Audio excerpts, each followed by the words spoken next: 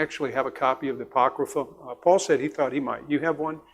Okay, I would really invite you, if you do have a copy of the Apocrypha, to read the books that we're going to be looking at. Now, I will tell you that when you get into the Wisdom of Sirach, it's 51 chapters. It's the majority of the Apocrypha. And you'll spend a great deal of time with it. It's really quite good as far as wisdom literature is concerned of that particular era. I don't believe it's inspired of God, but nonetheless, there is a lot of good information that is found in there, a lot of good bits of wisdom that, oftentimes you get from philosophers and poets of the modern day. Well, you can kind of get the same sort of feel for what it is with respect to the poetic or the poetry that was written back during that period of time as well. But the other books are relatively short. And when I say relatively short, when you look at 1 Maccabees, it's 16 chapters. 2 Maccabees is 15 chapters. And that's what we're going to be looking at next week. And it'll probably take you, if you just sit down and do a rather superficial read, it'll probably take you maybe a half an hour to read all of it. If you do a more detailed read where you're really focusing on it, it might take you an hour to an hour and a half to read it. So if you do have a copy of the Apocrypha, I would encourage you to read that material, because I think you would be therefore much more, what should I say? You'll be able to be more engaged in the class with respect to the materials that I'm going to be presenting to you. If you don't have an Apocrypha, don't worry about it. I wouldn't go out and buy one necessarily, although you can get, the one that I got is a Revised Standard, or the New Revised Standard version of the Apocrypha. It costs $13.84. And that's including the tax. If you're Amazon Prime, it's free shipping, so you don't have to worry about that. So it's about $13 or $14. You can get some that are that carry commentary with it. Those will cost you pretty much. The cheapest one I saw is produced by a Lutheran company, and it cost the cheapest one I could find was $45. And quite frankly, I really have to want a book if I'm going to spend $45 for it. And it's not that I necessarily need the commentary. I just want to have the information that is contained in the writings themselves in order to be able to carry on some kind of an intelligent conversation with it. So again, if you have the Apocrypha, I would encourage you to read the materials that we are going to be looking over, because it does give a little bit of insight as to, what was happening during that period of time, but also it'll give you the information you need to be able to carry on a conversation with respect to this class. Okay, I think I've covered everything there. So don't expect question sheets for the next 3 classes. When we get to the people, I'll have question sheets for you. But I just really, I struggled with it. I even went up and talked to Pat about it, and she told me, well, don't write any. So I usually listen to Pat. Don't I, Pat? So, okay, let's bow our heads and begin with a word of prayer. Father, we are thankful to you for the opportunity that we have this evening to gather together in this capacity to worship you, to engage in this study. And we are thankful, Father, for all of the revelation of your will that helps us to understand and appreciate your power and your sovereignty and the fact that you do work in this world. And Father, even as we are covering this period of time in which there was no divine revelation being given by you, we still can see the works and how you were deeply involved in the things that were going on. And we are thankful that through your guidance and your sovereign power, that you directed things in the way that you have done in order to make it possible for us to be saved by bringing Jesus into the world. We are thankful for what he has done for us and for the blessings that he has made possible for us. And we're grateful, Father, that being people who have received those blessings, that we can be called your children. Now, as we continue in this study, we pray that you will be with us. We pray that it will be profitable and that we might be able to glean some things that helps us again to appreciate how deeply you were involved in the things that were going on during this period of time. For we pray in Jesus' name, amen. Okay, as we pointed out, this intertestamental period of time, God was not giving divine revelation, but that doesn't mean that things were not being written, because there was a lot of literature that was written during that period of time. And a lot of this literature is of great value.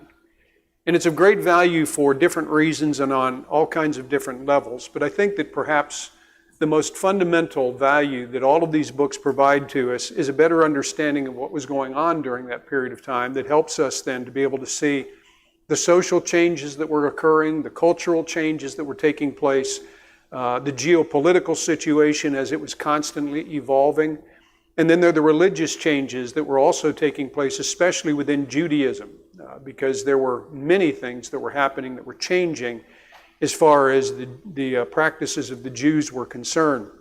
And so in looking at this literature, what it does is it helps us to be able to see at least the way they were thinking, how they were approaching things through the literature that they wrote, which I think many times when you read the writings of ancients, that's when you really get to see what was going on in their minds, what was happening in their world.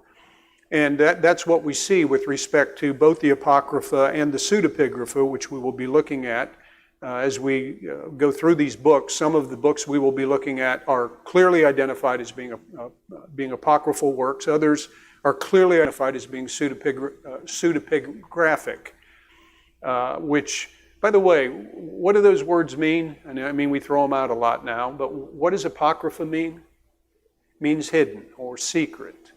And what does pseudepigrapha mean? That's right, that's right. It is a document that claims an author, and that author, who is the name on the particular writing, did not write that. Somebody else wrote it under a false name. That's why it's called pseudepigrapha. It's a false name, and it's dealing with a writing. Okay, so that's what we're going to be looking at, and really we're going to start that part of it next week, because today what we're going to be doing is we're going to begin our look at what are two other pieces or literary works that were produced. One of these was produced during this period of time, and then the other one, it wasn't produced during this period of time. In fact, it wasn't produced until the 1st century AD, but what it does is it records the events that were being discussed and what we're talking about with respect to this period of time as it was going on. And so what we're going to be looking at are the Septuagint and the writings of Josephus. And so we're going to begin with the Septuagint, spend a little bit of time with that, and then we'll begin talking about the writings of Josephus. Okay, so I do have a question about that. First of all, in order to really appreciate what the Septuagint is, we have to understand what the word Septuagint means. So what does that word mean? 70. And that's the reason why you see in the parentheses, in fact, in most writings, this is the abbreviation, the LXX, the Roman numerals 70. So that's all it means. It's a Latin word that being translated means 70. Okay, and so what then exactly is the Septuagint? That's question number 2. Okay, a Greek translation of the Old Testament, the Hebrew Scriptures, what the Jews would have considered to be their Scriptures. And so what we're talking about then is a Greek translation of a Hebrew work. And that's basically all that it is that we're talking about, which brings us then to this third question, and that is, and this is where we'll spend probably a great deal of time, how is it that the Septuagint came to be produced? Now, there's a long story about that. If somebody wants to try to briefly go over the highlights, Cynthia? Okay. There were a lot of Jews living in Egypt during the intertestamental period. A lot of them went down there when the Babylonians were attacking Judah and Jerusalem. And during the 3rd to 5th century BC, Ptolemy, I think, was the governor there. Well, there were a bunch of Ptolemies. The governor there had a library in Alexandria, and he thought that a Greek translation of the Scriptures would be a good addition to his library. Okay. All right. And that's a good summation of it. Now, obviously, there is much, much more detail that we're going to look at, but I asked you to do it briefly, and Cynthia did an excellent job giving a brief understanding of how it all came to be produced. Okay, so let's talk a little bit about this. The origin of the Septuagint is actually believed, as Cynthia pointed out, it actually is believed to go back to the 3rd century BC, around the middle part of the 3rd century. So that would be in the 250 BC range. And it was produced during the reign of Ptolemy II, who is also known as Ptolemy Philadelphus. And as we noted in our study of the Jewish period of time when they were under the rule of the Ptolemies, which was lesson number 3 in our study, Ptolemy II is not really somebody who comes into play as far as the Jewish kind of experience in the sense of his rule and things of that nature. So there's really not a great deal of significance that is given to Ptolemy II as far as his interaction with the Jews were concerned. But there is the one thing that not only affected the Jews, it affected the entire Mediterranean region at that time, which would have been the known world. And that is the fact that he was a guy who is known as a lover of books. And because of his great love for books, he had this ambition to build what was going to be a world-famous library. Now, he had already taken Alexandria, and this is one of the attributes about Ptolemy II that we did address a little bit. He did take Alexandria and make it one of the great trading centers of the world at that time. But he was by far more ambitious than just a trade center. He also wanted to have a center for learning, a center for knowledge.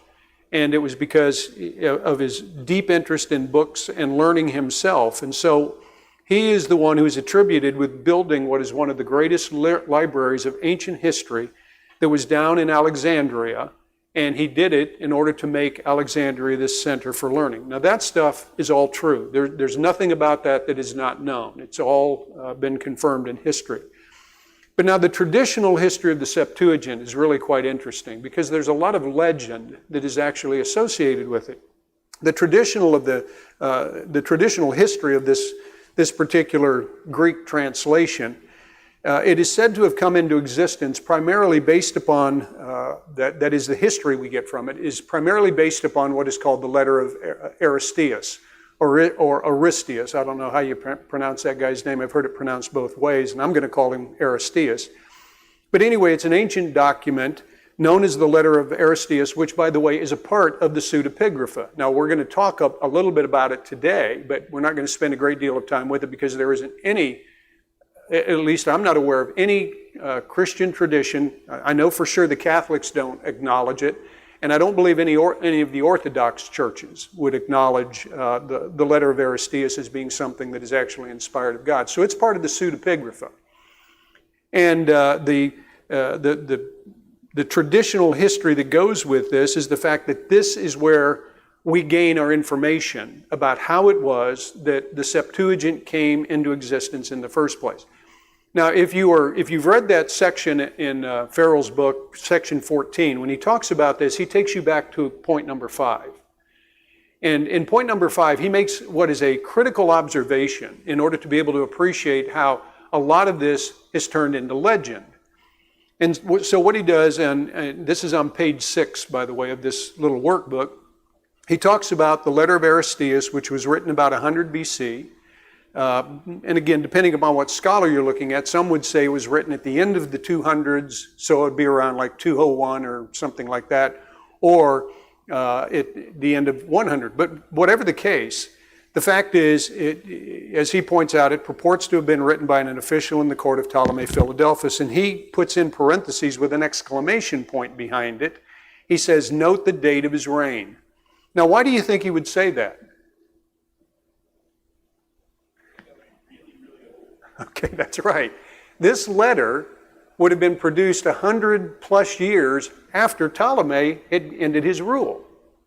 And so right there, that at least should pop into our heads this idea that, okay, what we're about to learn about the Septuagint is rather dubious.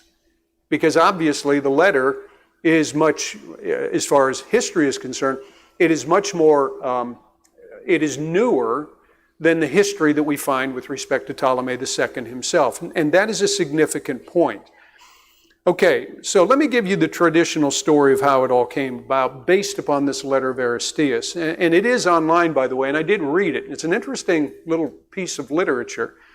But according to the letter, Ptolemy commissioned his librarian, whose name was Demetrius of Phaleron, to collect all of the books in the world.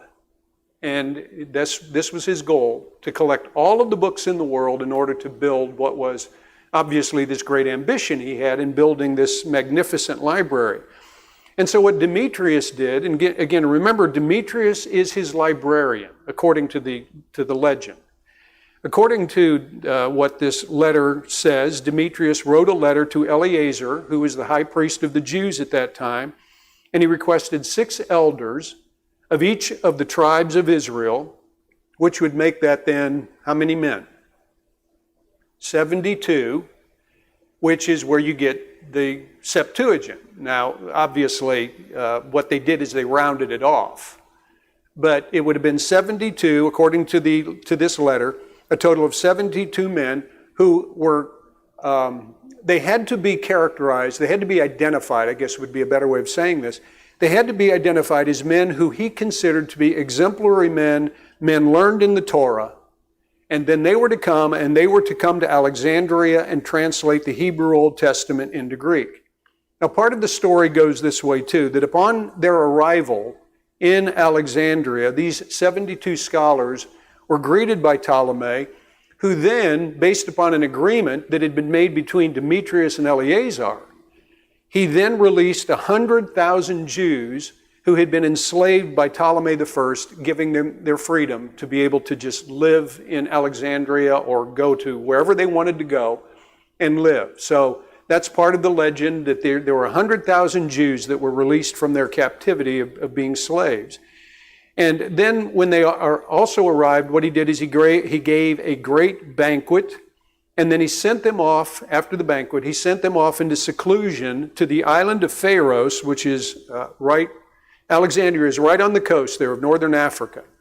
And there is this island that is out there that is called the island of Pharos.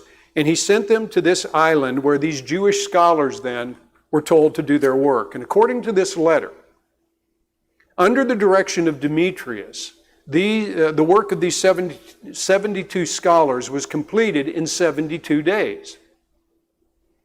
And when they completed their work, it was then read to the Jewish community in Alexandria, and they praised it. And they also gave a pronouncement, and that is, they pronounced a curse on anyone who would alter the text by any kind of addition or omission. That is, according to the legend, the kind of respect that the Jewish people had for this particular translation. And so the translation was then taken to Ptolemy himself, and it was read to him. And according to this letter of Aristeas, Ptolemy marveled at the man, or I shouldn't say the man, at the being who was the lawgiver. In other words, he marveled at the moral principles, the just principles, and all of that was contained within the law. Because this is for the first time now, apparently, that Ptolemy could actually understand what this book was all about. Because he couldn't read it before because he didn't speak Hebrew. And so now he has the ability to be able to read it. In fact, it was read to him. And then he just marveled at the mind of the lawgiver. And then what he did is he sent the Jewish scholars back to Jerusalem with all kinds of gifts and all kinds of bangles and just all kinds of things in which he was praising them for what they did, and as well as giving all kinds of gifts to Eleazar the priest for his particular selection of these 72 men to come down and do this work. Okay, now that's the legend. Then it became embellished. And what happened was, later generations came along, and particularly Philo of Alexandria. And Philo is, in ancient history, he is one of the more critical characters that would be associated with the ancient Jews and their history. But Philo of Alexandria, who, by the way, wrote in the 1st century AD, he was actually a contemporary of Josephus. He said that the 72 scholars were placed in a separate room to do their own individual work of translation. So this is how this tradition then turned into this great legend. And that is that he took the 72 scholars on this island of Pharos and put each one in their own separate room and told him to do the translation. And at the end of 72 days, every one of these scholars completed their work. And when the translations were compared, they were found to be exactly alike. Now, they didn't help each other, according to the legend. They just simply did their work, and when it came out, they all looked at it and thought, wow, isn't this amazing? We've all translated it exactly the same way. And therefore, what Philo did is he said, this proves that the translation was inspired of God. So that's the legend that goes with that. Okay, now what we have to do is we have to kind of sort out the legend from the facts. Okay, so now what we're going to do is we're going to make some observations about this letter of Aristeas. And again, remember, this is a part of the pseudepigrapha, so it's something that you can have access to pretty easily. It needs to be pointed out that the letter of Aristeas, as was already noted, is dated to as early as the early part of the 2nd century BC or as late as the latter part of the 1st century BC, which means this letter was written 100 years after Ptolemy had died. And so that makes the contents of the letter rather questionable. It doesn't make the production of the letter questionable because it was written, but it makes the contents what was written. It makes it rather questionable or rather dubious. And some of the things that are also known, which has a tendency to throw a huge damper upon the information that is found in this letter to Aristeas, is the fact that when Ptolemy II ascended to the throne as the ruler of the Ptolemaic kingdom down there in Egypt, he did not have a good relationship with Demetrius of Phaleron. And in fact, it is a known fact that he banished him to internal exile as soon as he became king.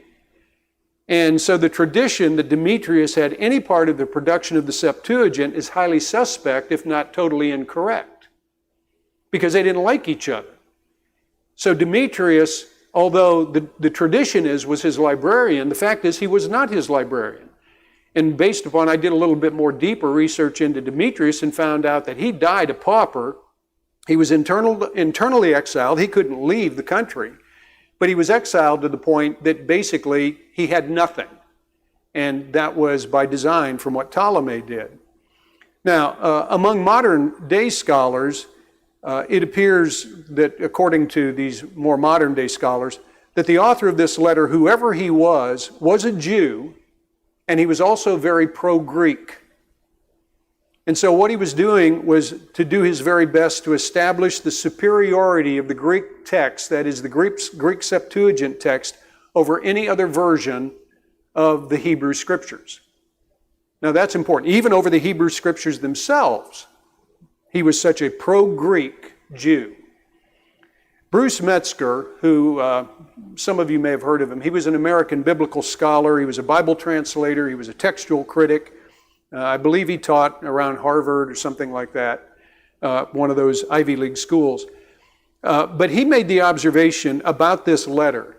He said, most scholars who have analyzed concluded that the author cannot have been the man he represented himself to be, but he was a Jew who wrote a fictitious account in order to enhance the importance of the Hebrew Scriptures by suggesting that a pagan king had recognized their significance and therefore arranged for their translation into Greek. So basically the historical part of this is the fact that this letter is dubious, if not totally incorrect. And that's what the legend or the tradition of how the Septuagint came into existence, that's what it's based upon. And so you have to take all of that with a little bit of grain of salt. Okay, so the question then that I think anybody would be entertaining is, okay, well then what's the value of it? What can we be certain of? With all of these things that are clearly wrong, what can we be certain of? Well, let me suggest some things to you. I don't have them listed here, but let me suggest some things to you, at least that I found, that we can be certain of. The first thing is that Ptolemy did, in fact, instigate a translation of at least the Torah, the first 5 books of the Old Testament. That's all that can be ascertained as to what he actually wanted done. Not the entire Hebrew Old Testament scriptures, but just the Torah itself, the first 5 books, or what is called the law.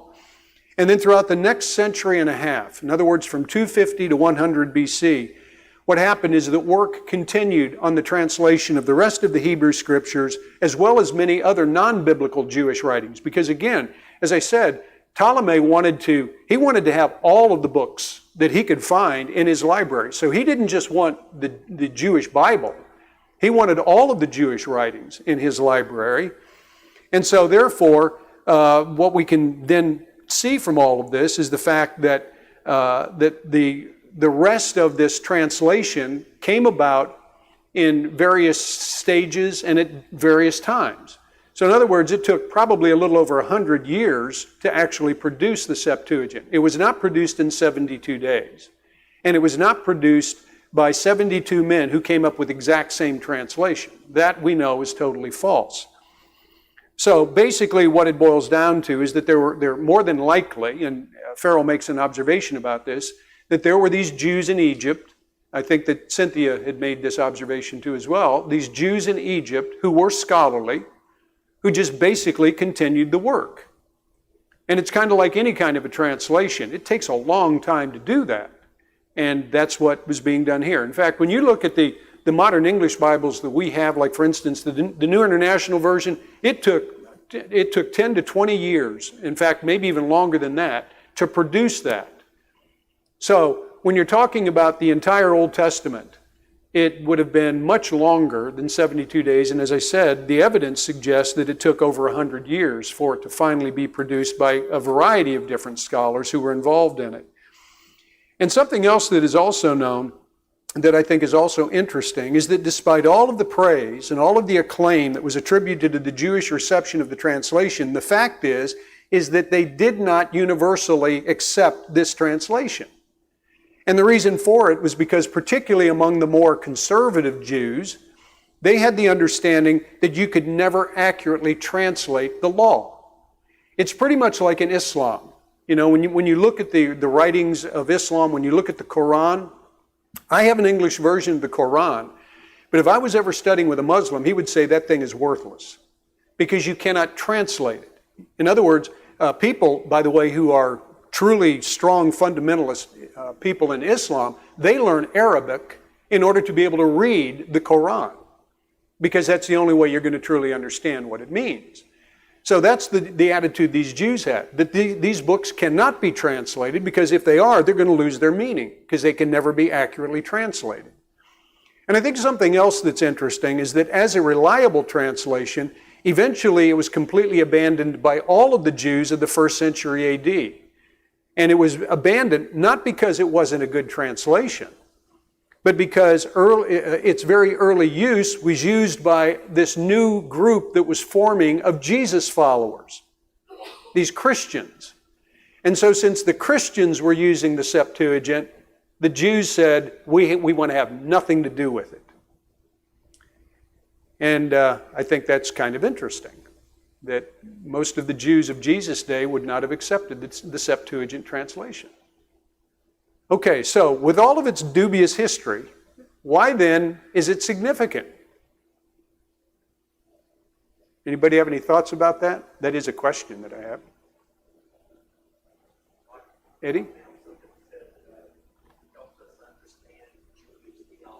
Okay, and that's right. It really does help you to understand more deeply Jewish theology. But I think because I want to, well, go ahead, Mark, and then we'll press on because we've only got about 15, well, we got 15 minutes left, so we got plenty of time. Briefly as possible, Gentile converts their first Right. opportunity to be exposed in Scripture. That is exactly right. Which Paul wrote were written for our example Right. in Romans 15. So Right. it would have been of particular importance to Gentile Christians. Right. So this goes back to this whole concept of the fullness of time concept found in Galatians chapter 4, verse 4.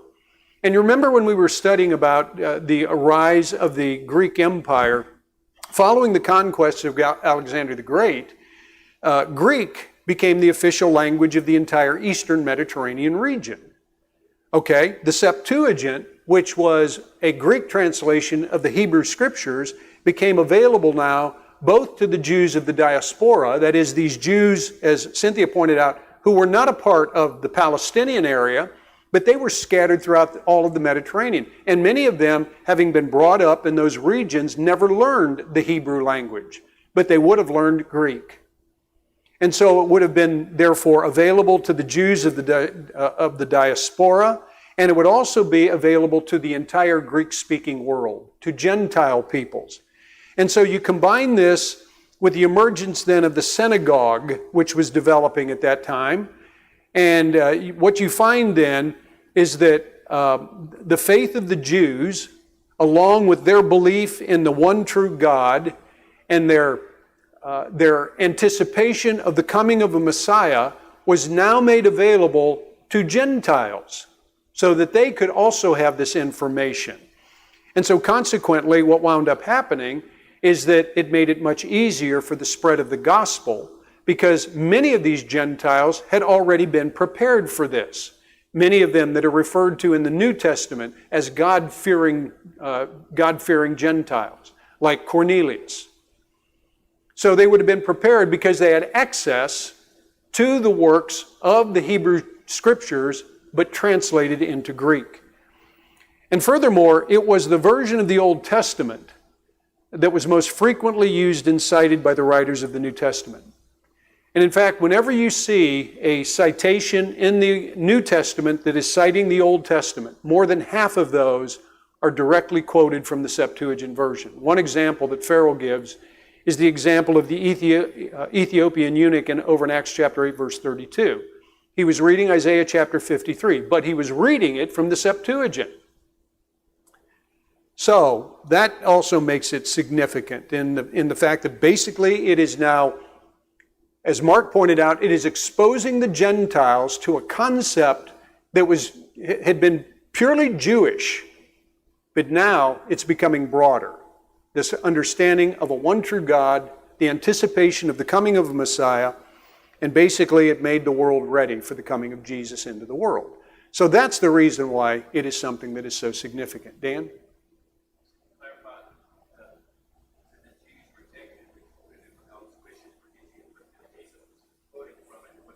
Well,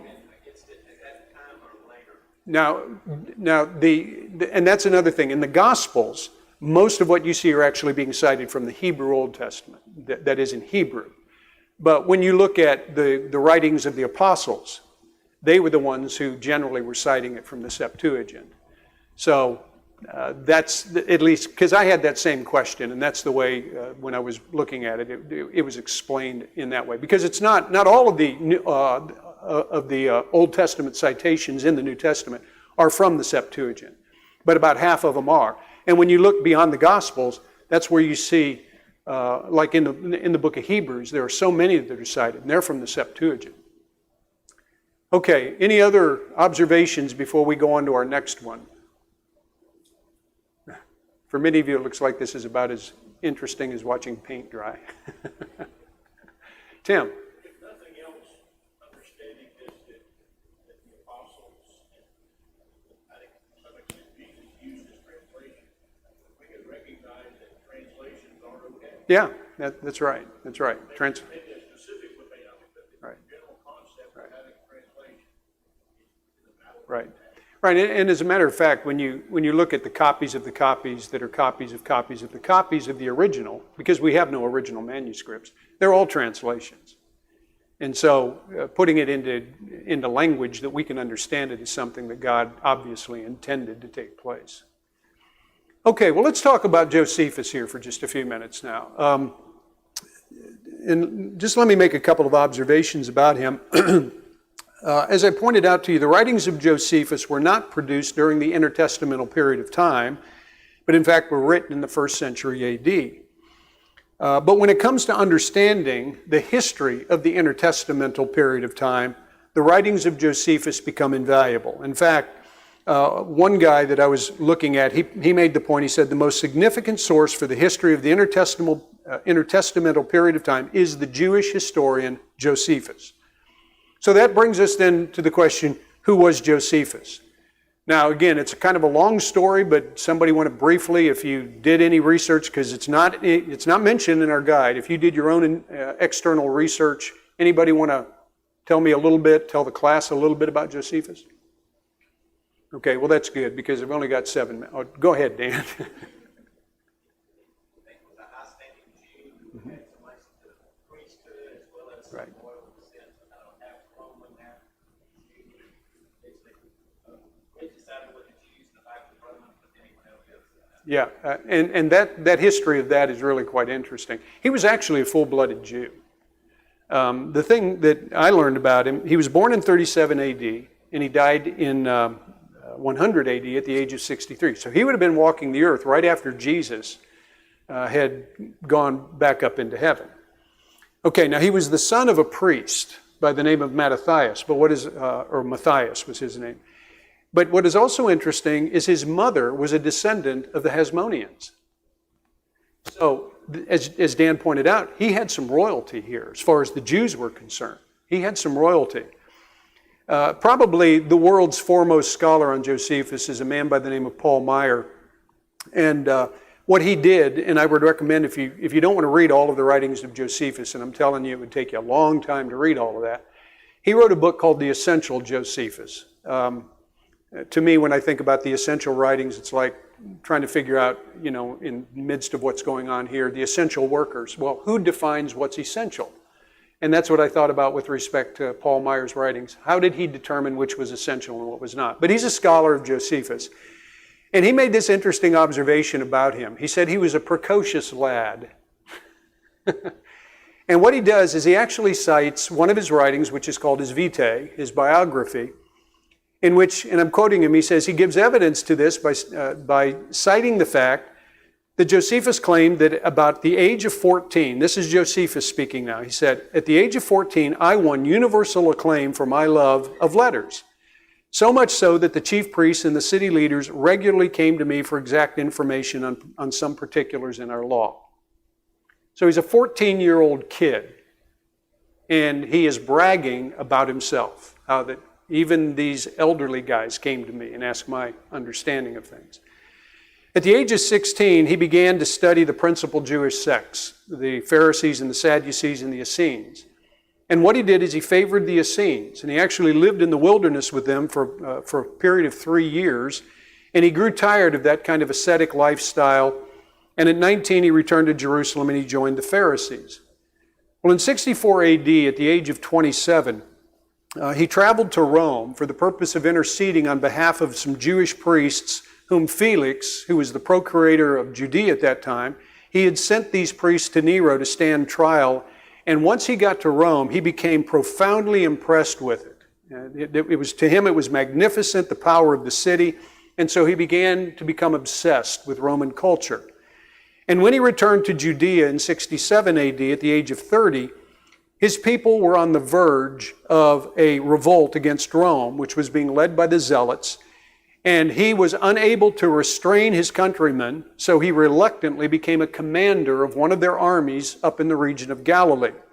Well, after a short resistance, and basically what it was is that Rome came in and slaughtered the people he was commanding, he gave himself up. And they took him back to Rome as a prisoner. And he was kept there in chains until, under the rule of Vespasian, the Emperor Vespasian, he was finally set free from his chains. And the reason why he was set free is because he told Vespasian, before he became emperor, that he would eventually become emperor. And Vespasian was impressed with that. And so he became sympathetic to Josephus, and he set him free once he became emperor. And from that time on, he professed loyalty to the family of Vespasian, adding their family name to his name. And so that's the reason why you will see in some of the books it will say Flavius Josephus. Flavius was the name of Vespasian. It was not his name, but he took that name because he associated himself with that family. And so for the rest of the war that Rome had against the Jews, what he did then, and Dan pointed this out, he served the Romans as a mediator and as an interpreter, appealing to the Jewish countrymen to simply lay down their arms and save their city, save their temple against what was the obvious military power of Rome, but it was to no avail as Jerusalem finally was destroyed by Rome, particularly with respect to the destruction of their temple in 70 AD. But because of his efforts to influence the Jews to stop their rebellion against Rome, many of his own countrymen, and I will tell you, even today, many Jews who know of Josephus consider him to be a traitor and they consider him to be just a worthless human being. Well, after the war ended, Josephus returned to Rome. He enjoyed the patronage of the Flavian family, and for the rest of his life, he devoted himself to his literary career. And so, these are his writings. There are The War of the Jews, which consists of, let me see, how many books? I think it's 9. The War of the Jews, which was his earliest publication, it consists of 7 books, in which he recounts the history of the Jews from the period of the Maccabean revolt up until Rome came in and conquered Israel. And due to the fact that this was written under Flavian's sponsorship, this is the most pro-Roman of all of his writings. That was the first one. Now, if you get the book, The Complete Works of Josephus, it won't be first, it'll be last, but this was the first of his writings. His other work, known as the Antiquities of the Jews, which is the one most people are familiar with, was published in 93 AD, and it tells the history of the Jews from the creation up until the Jewish rebellion against Rome in AD 66. In some of his other lesser-known works is his Vitae, which is an appendix to the Antiquities, which is his biography of himself. And then he wrote a work called Against Appian. You've heard me quote from that a few times. And Against Appian is basically a classic defense of Judaism, not only to oppose the slanderer Appian, who was an anti-Semitic Egyptian, but he was answering all of the Egyptian and Greek misrepresentations and smears against the Jews and their culture. And what he sought to do was to demonstrate the failure of the Gentile religion and their morality versus the high standards of the religion and morality of the Jews. Okay, let's see, we've got 1 minute. So let me get this, the last thing I wanted to point out, the caveats to his writings. Most critics of Josephus point out that he was not an objective historian. And the reason why they do that, it's very anachronistic, because what they do is they look at the way modern historians are today, and they then transplant that back into the first century. And they think that that's the way historians were back in that period of time. And they were not. It is a fact that there isn't a single ancient historian who was an objective historian. They all had ulterior motives in writing the history that they did. And I might add this, that the modern historians of today always go into it with bias. I talked with Ed Harrell about that, who is a historian. Many of you know Ed. And Ed said, every historian takes his bias into his research. What they try to do is to keep it out. Now, I'm not sure that's happening in the modern day with revisionist history and all that kind of stuff that's going on, particularly in the higher schools of learning. But the fact is, Josephus was he could never be identified as an objective historian. But Steve Mason, who is also a premier scholar on Josephus, and this is where we'll end the class, he made this observation that Josephus turns out to be accurate, by and large, in his description of the world that he knew. And even if his writings are historical novels, playing fast and loose with the facts, we would expect him to refer to real situations, real institutions, and real events. And that's what makes him so valuable, because he is the one who tells us what happened during the intertestamental period of times. Okay, so that's the Septuagint and Josephus. Next week, we're going to talk about 1st and 2nd Maccabees. And if you thought that was interesting, well, you're really going to see some paint dry on this one, because it's a little bit drier. Thank you all for your participation tonight.